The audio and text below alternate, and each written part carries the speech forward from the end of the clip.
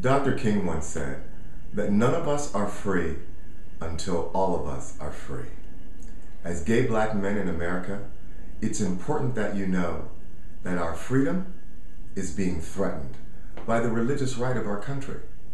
However, the battleground is not just here in the United States anymore, but these racist and homophobic people have taken the fight to Africa. A group of American evangelicals traveled to a faraway land, a place where homosexuality is already a crime, to speak out against it.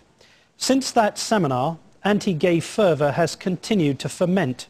Now, if a controversial bill passes, your homosexuality may cost you your life. As Dan Harris reports for our series, Faith Matters. The gay movement is an evil institution. The goal of the gay movement is to defeat the marriage-based society. This is the American evangelical Scott Lively speaking at an event called the Seminar on Exposing the Homosexual Agenda. American evangelicals have exported hatred to Uganda. And just take a look at the devastating effects it has had in our motherland. Everyone, my name is Pastor Dr. Martin Semper. I'm here in the capacity as the chairman of the National Task Force Against Homosexuality in Uganda. We are making legislation to make sure that sodomy and homosexuality never sees the light of legality in this land of the Pearl of Africa. Pastor Martin Semper has led the crusade against LGBT people in Uganda. And the lies that he has spread and told about us are sickening. In fact, my brothers, they're debased. To know what homosexuals do in the privacy of their bedroom, one of the things they do is called anal leaking, where a man's anus is leaked like this by the other person, like ice cream. And then what happens, even poo-poo comes out, the other poo-poo's out, and then they eat the poo-poo.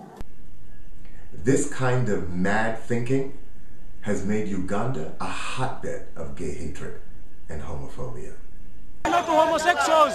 We don't allow homosexuality is prohibited here in Uganda. We don't want it.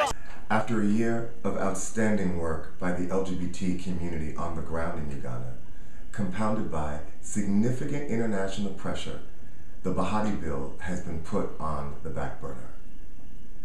I recently traveled to Uganda and met with our brothers and sisters on the ground. I had the pleasure of working with them, and let me tell you, they taught me what bravery really is.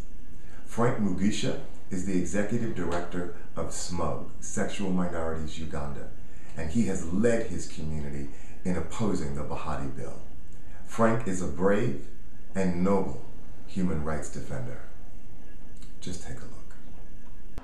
To me, God's principle is love for all, love for everyone. And Jesus said, I leave you with one statement, love everyone. But I'll not go along into religion, everything. Like I said from the beginning, I do not need a book, I do not need anything to tell me how I feel inside and how I want to express myself.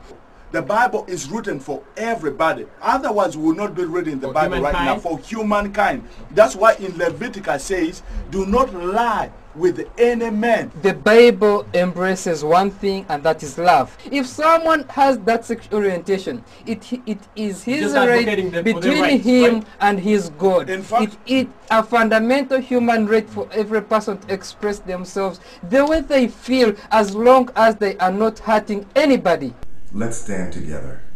Let's stand together and bring Frank Mugisha to the United States for an advocacy and listening tour. I'm asking for 100 brothers to stand with me, and each one of us give $100. And let's show the world that we are indeed unified.